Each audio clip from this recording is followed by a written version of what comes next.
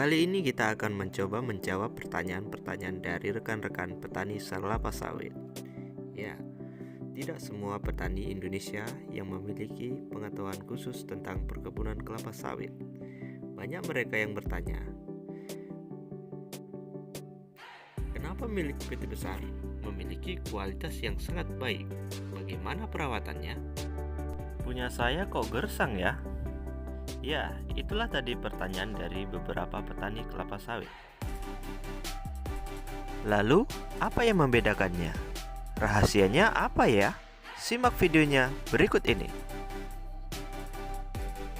Ini adalah kondisi kebun milik PT Perkebunan yang ada di Rokan Hulu. Kebun ini dikelola oleh para ahli yang dipilih oleh perkebunan.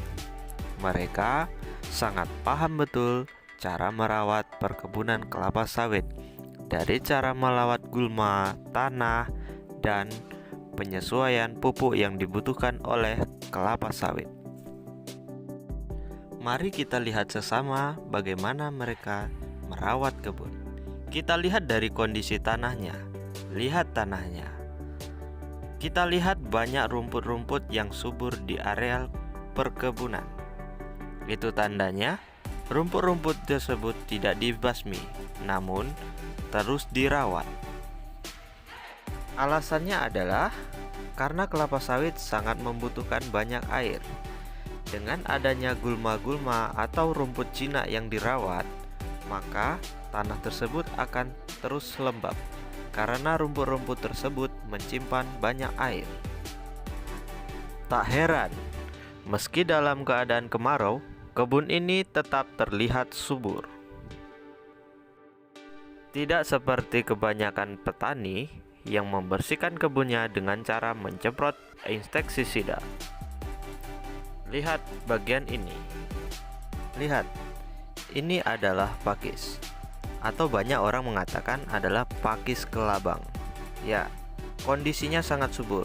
Kenapa? Karena memang dirawat, tidak seperti petani-petani yang menyemprotnya.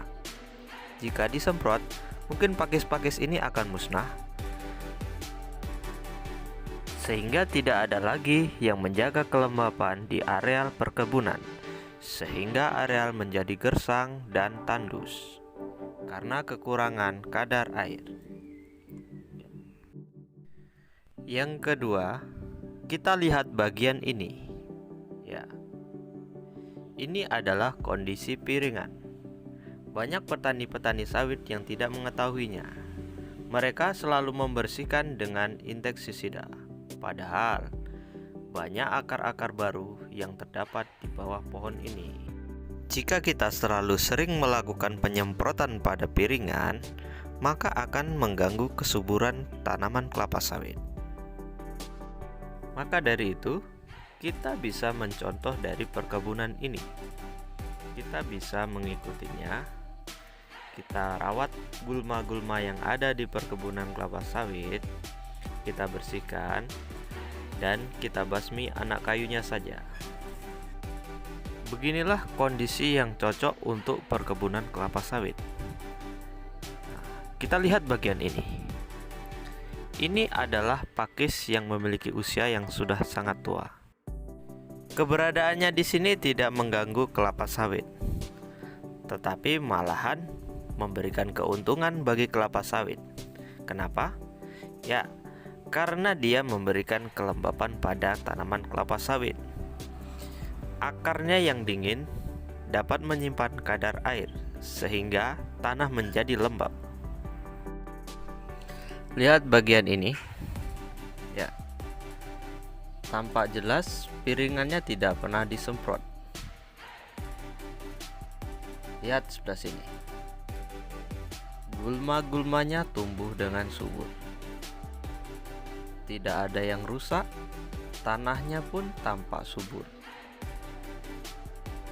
Kita lihat dari dekat. Banyak pakis-pakis kecil yang tumbuh. Itu artinya tanahnya lembab dan subur.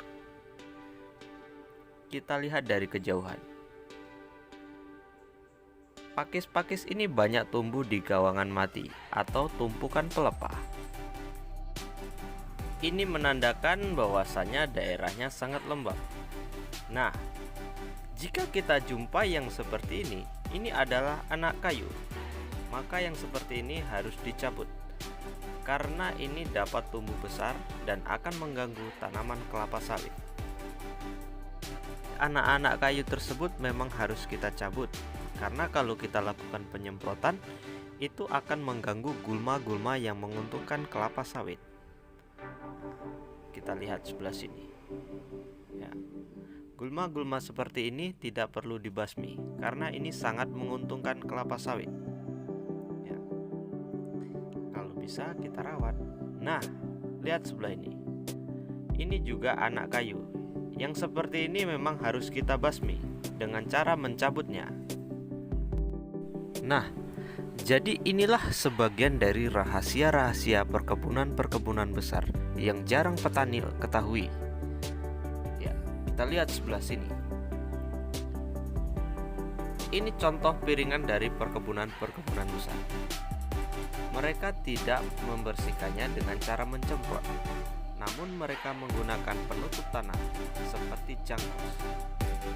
Ini lebih ramah daripada kita melakukan penyemprotan pada piringan kelapa sawit karena sangat mengganggu.